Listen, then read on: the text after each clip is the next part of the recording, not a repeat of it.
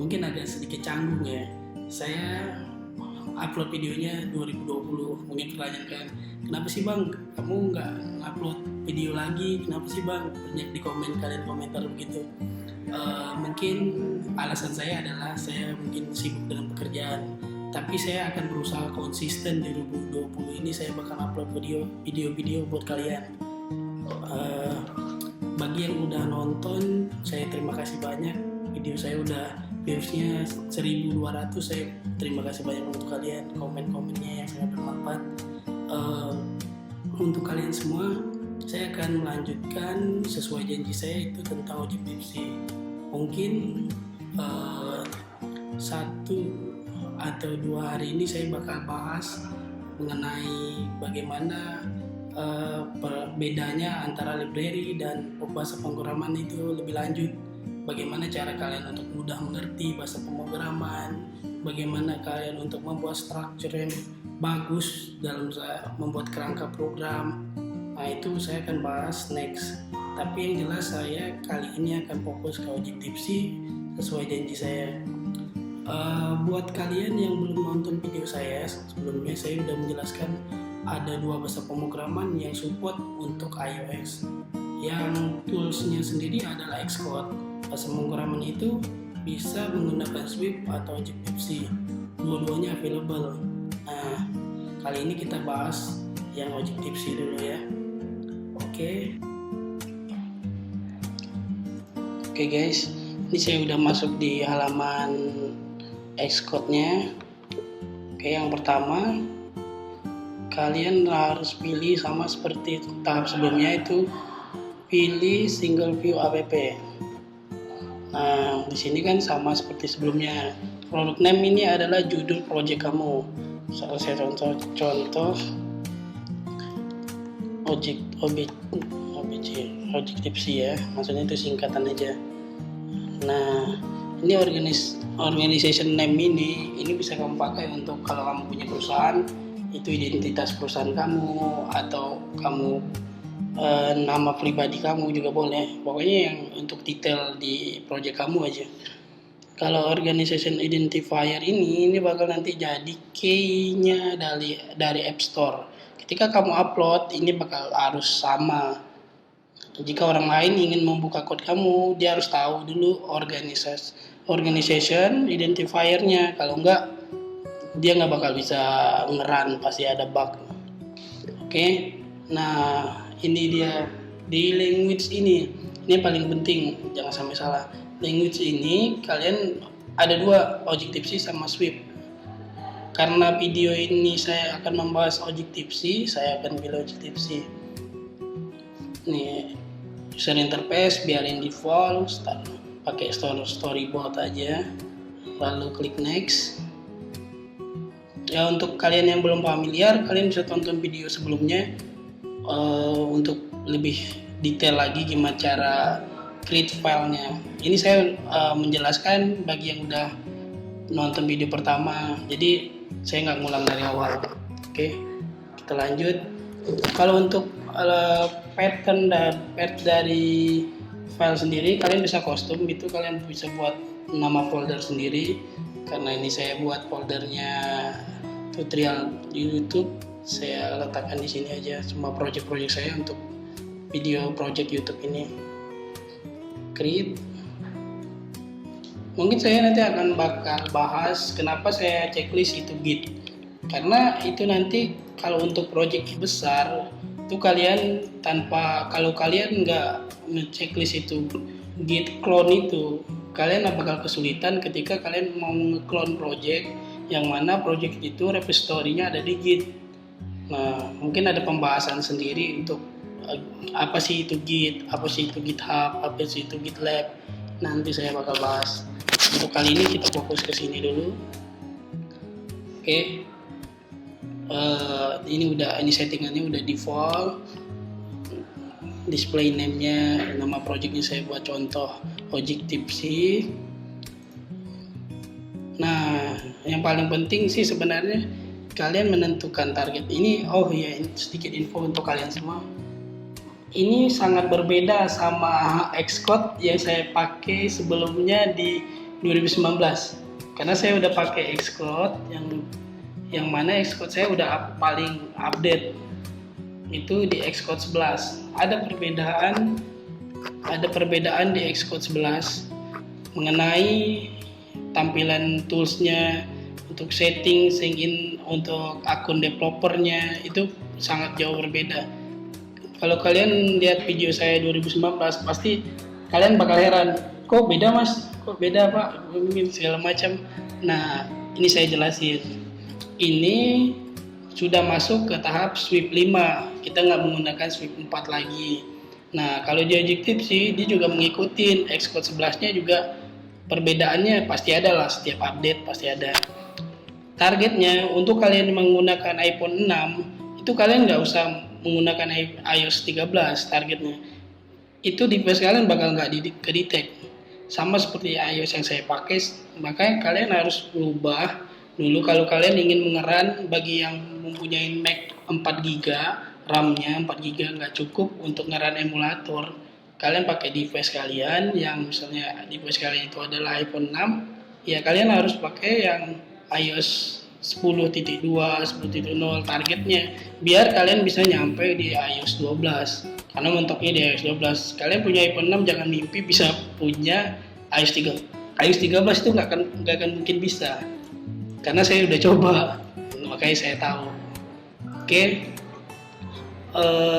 Setting default ini sama seperti yang sweep, rata-rata default. Yang perbedaannya adalah file hasil generate dari project tadi. Karena kita memilih Objective C, kalian bisa lihat di sini kan. Ada app delegate.h, ada app delegate.m. Ini ada artinya. H itu adalah untuk interface. .m itu extensionnya adalah untuk implement. Nah, untuk pembahasan itu nanti saya akan bahas lebih lanjut. Mungkin ada video sendiri. Dari struktur file ini sebenarnya ada yang baru, karena ini iOS udah kata linear, sebenarnya OS-nya udah kata linear, dan Xcode juga udah update gara-gara iPhone 11 udah pakai iOS 13. Jadi struktur code juga update. Biasalah setiap tools ada perubahan, ada update, itu pasti kita juga harus ngikutin perkembangan dari situ sendiri. Ini kenapa error? Ini sebenarnya bukan error, ini reminder aja, ngingatin kalau ini code yang di scene ini cuma ada di iOS 13. Karena ini untuk scene delegate sendiri nanti bakal saya jelasin kenapa ada scene delegate. Nah, caranya biar kalian mau pakai iOS 10 tapi kalian nggak mau nih ada error ini, karena ini emulator. Saya kan menggunakan emulator, jadi saya pakai targetnya iOS 13 aja biar code scene ini nggak error. Jika ini di run, tuh hilang kan. Dia di Xcode ini enaknya dia bakal nge-refresh, nge-rendering ulang. Kalau seandainya targetnya udah benar, dia nggak bakal muncul nih pesan message warning gitu, nggak bakal. Nah, tapi kalau seandainya kalian tadi mau pakai yang targetnya iOS 10, paling latestnya itu 12, itu nggak bakal bisa nyentuh code ini, karena ini code spesialis untuk iOS 13. Nah,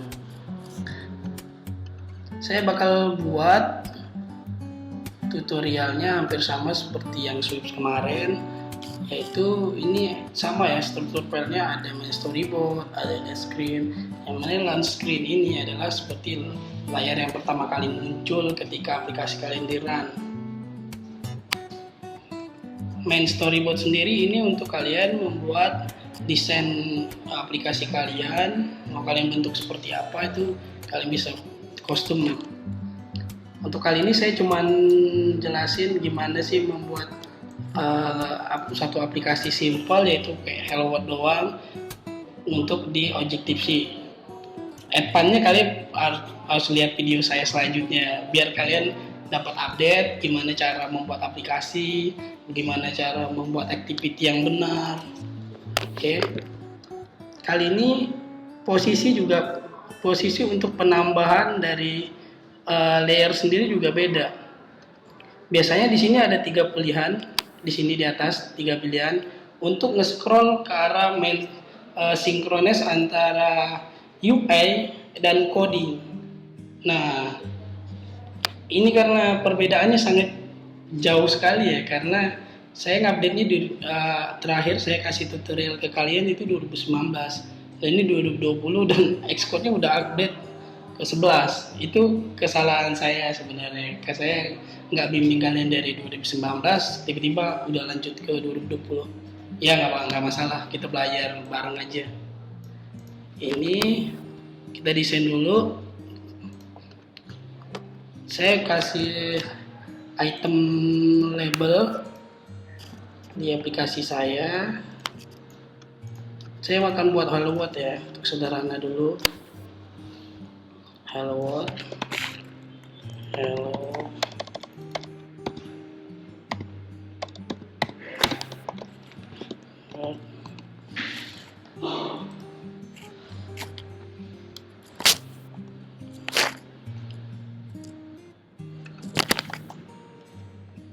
Saya buat hello aja. Hai.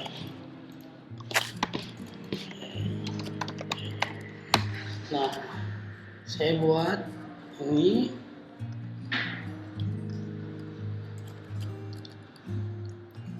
Nah, ketika kalian ingin run, ini kan udah emulator terbaru tuh. Paling kecil aja itu iPhone 8. Nah, kita coba pilih iPhone 11. Karena ini code-nya jalan di iPhone 11. Bukan berarti iPhone 8 juga nggak dapat update ya.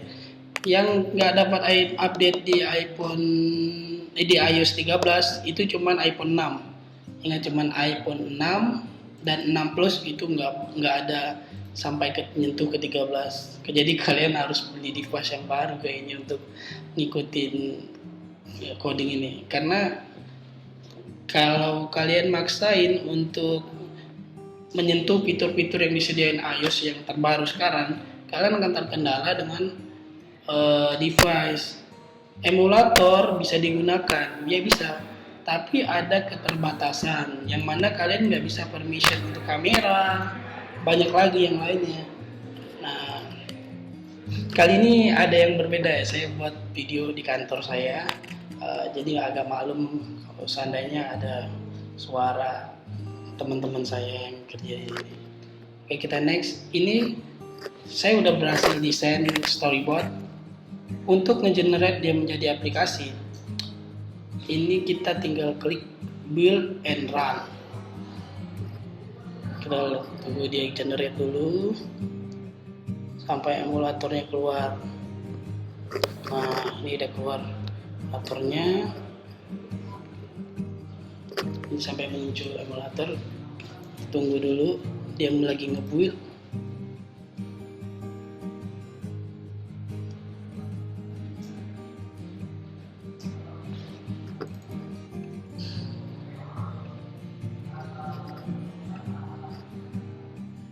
Nah, muncul kan.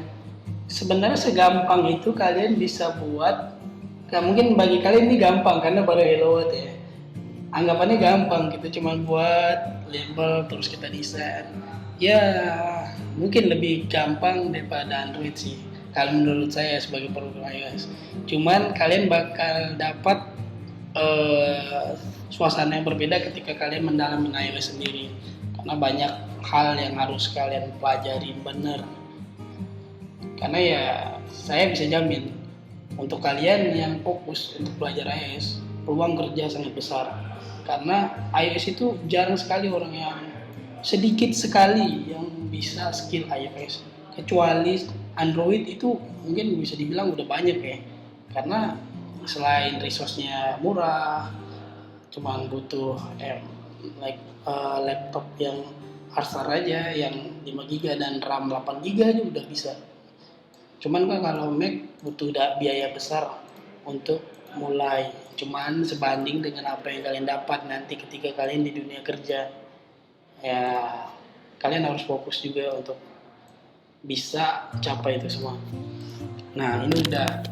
Jadi untuk objektif sih hampir sama sebenarnya sama di Swift. Cuman bedanya Kalau Swift itu filenya dia antara interface dan implement itu digabung jadi satu. Jadi kalian nggak mengerti gimana apa ya itu implement, apa itu interface. Nah, mungkin di pertemuan selanjutnya saya bakal kasih tahu kalian tentang language-nya Swift itu dulu, nanti baru ke Objective-C. Mungkin segitu aja. Oke guys, itu aja ya tutorial untuk Objective-C. Nanti saya bakal lanjutin deh, biar gimana caranya membuat aplikasi yang benar dengan Objective-C atau Swift. Kebetulan saya sedikit menguasai kedua bahasa pemrograman untuk di case saya. Saya bukan bilang saya orang yang profesional banget, tapi saya di kantor salah satu programmer di bidang iOS. Mungkin saya bisa share ilmu ke kalian. Kenapa saya buat YouTube ini?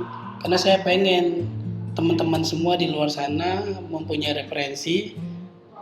Karena sejauh ini saya lihat yang benar-benar serius membuat video untuk iOS itu sedikit banget. Makanya saya kasih sharing ke kalian semua. Thank you semuanya udah nonton video ini sampai selesai.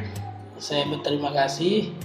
Untuk video selanjutnya, biar kalian gak ketinggalan update, kalian nyalain loncengnya, jangan lupa subscribe, bantu saya untuk mengembangkan YouTube saya ini. Oke, sekian dari saya, sampai jumpa lagi.